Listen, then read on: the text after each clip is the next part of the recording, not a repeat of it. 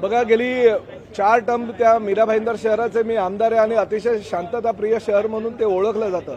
कधी कधी पोलिसांच्या भूमिकेवर सुद्धा प्रश्न त्यांच्याशी बोललो आणि मी पूर्ण नाराजी व्यक्त केली की शेवटी व्यापाऱ्यांनी जर 3 दिवसापूर्वी मोर्चा काढला असेल आणि त्या मोर्चाला तुम्ही परवानगी नाही दिलं असं तुम्ही म्हणत असाल तर मराठी एकीकरण समितीची जी काही कार्यकर्त्यांनी तुमच्याकडे विनंती केली होती आणि तुम्हाला जर परवानगी द्यायची नव्हती तर तुम्ही नसती दिली तरी चाललं असतं.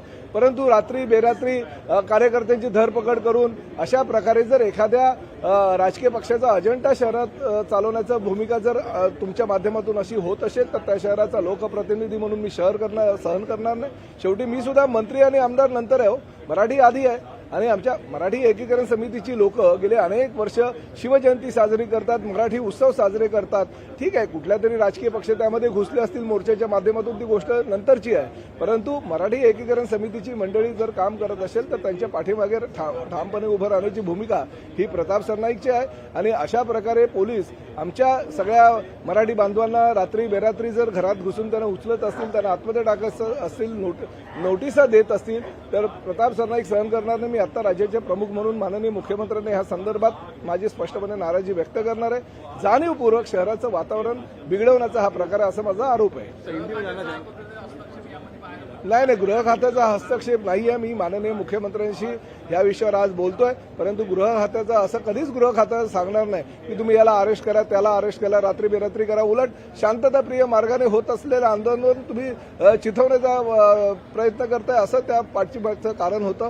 कारण रात्री बेरात्री तुम्ही खरं गरजच काय, पोलीस सक्षम आहेत, पोलिसांनी मोर्चा काढू द्यायला पाहिजे होता. आणि जर शांतताप्रिय मार्गाने जर तो होत नाही तर निश्चितपणे ज्यांनी काढलं त्यांच्यावर कारवाई करायला पाहिजे होती. पण मोर्चा निघण्यापूर्वी जर तुम्ही कारवाईचं जर बागुलवं केलं तर ते योग्य नाही. आमची तुलना काही वेळेस लोक महायुती सरकारची तुलना इंग्रजांच्या बरोबर करायला लागलेले आहेत, असं बरोबर नाही. आमच्या महायुतीचं सरकार अतिशय चांगल्या प्रकारचं काम करत असताना अशी तुलना सामान्य जनतेकडून किंवा मराठी एकीकरण समितीकडून होत असेल तर ते निश्चितपणे योग्य नाही.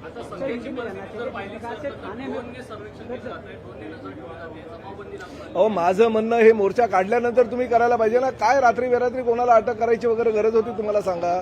जी ताकद तुम्ही 2 दिवसापासून दाखवताय ती ताकद मोर्चा काढल्यानंतर दाखवायला पाहिजे होती पोलिसांनी. आणि मी आधीच सांगितलं की शेवटी मंत्री आणि आमदार मी नंतर आहे, मी मराठी आधी आहे. आणि मराठी एकीकरण समितीची मोर्चा जर निघत असेल किंवा शांतताप्रिय मार्गाने ते जर कुठलं आंदोलन करत असेल तर प्रताप सरनाईक हा नेहमीच त्यांच्याबरोबर राहील. ह्या शहराचा आमदार म्हणून माझं ते कर्तव्य आहे.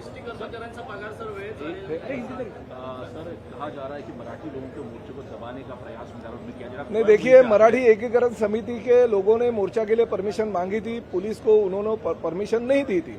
4 दिन पहले कुछ व्यापारियों ने मीरा भाईंदर के एक मोर्चा निकाला था और शांतताप्रिय मार्ग से निकाला था. वो मोर्चा यशस्वी हो गया. उसके बाद में उन्होंने निवेदन भी दिया. वातावरण बहुत ही शांत हो गया था. मराठी एकीकरण समिति के जो मोर्चा है उसमें कुछ लोग इन्वॉल्व हुए थे, वो भी उसमें पॉलिटिकल पार्टी के नेतागण गए थे.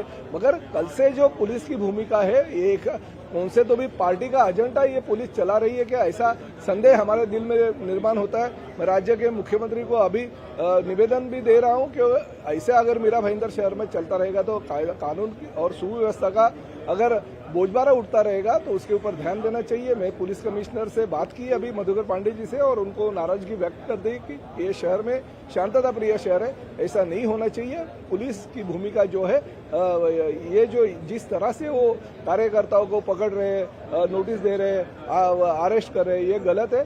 ताकत तभी दिखानी चाहिए कभी कुछ अगर गलत हो.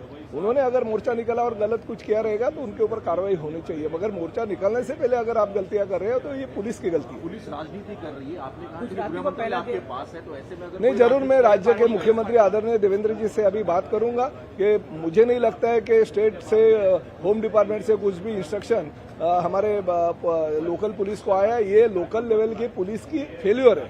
धन्यवाद. आपको लगता है